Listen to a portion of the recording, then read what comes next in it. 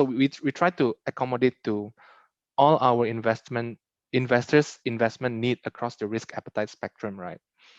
From customer who prefers a safer option, slightly riskier with the collateral, until those who have higher range investment objective, right? So ideally, what we want to achieve is whether or not there is a default or several default that you experience, your portfolio is still performing well.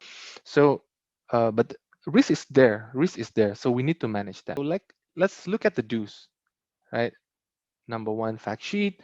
Number two, diversification. Number three, use the tool, for an example, max issuer exposure, for you to help to limit, to manage your concentration towards a certain SME, and also reinvesting the repayment, right? So fact sheet is basically a snapshot of what are the deal you're about to invest, right? Then you can make a decision whether you like it or not, right? During the pre-crowdfund stage, typically 3-4 hours before the crowdfunding activity can start, you have access to this information. We're going to number two, which is the diversification. The question, I guess, is there enough opportunity for our customer to diversify in funding societies Malaysia? Technically, the opportunity is there for you to choose, for you to spread it out.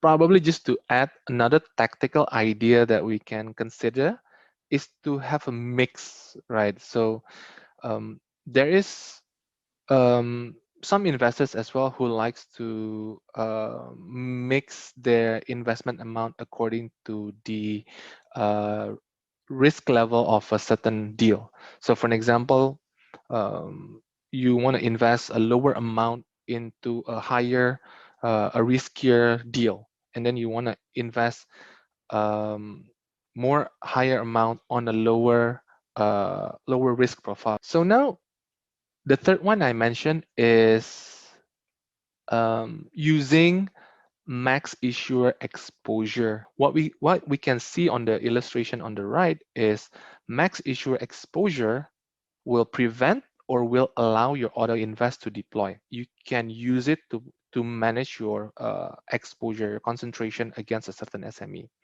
But one thing that is important to note is this feature will only kick in if you have at least 1,000 ringgit of already ongoing investment, right? Your entire portfolio gives us the picture of how does the flow grow.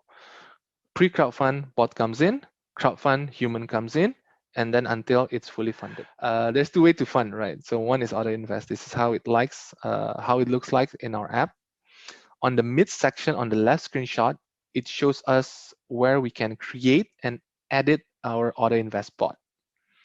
Auto invest only works according to your instruction, right? So if you don't instruct a certain product or a certain range, then the auto invest will not execute it for you. The other one is the manual crowdfund option. If you prefer want to perform manually, or probably this is your first time, you want to read the fact sheet first, then you want to make a decision right there and then whether you want to go in or not.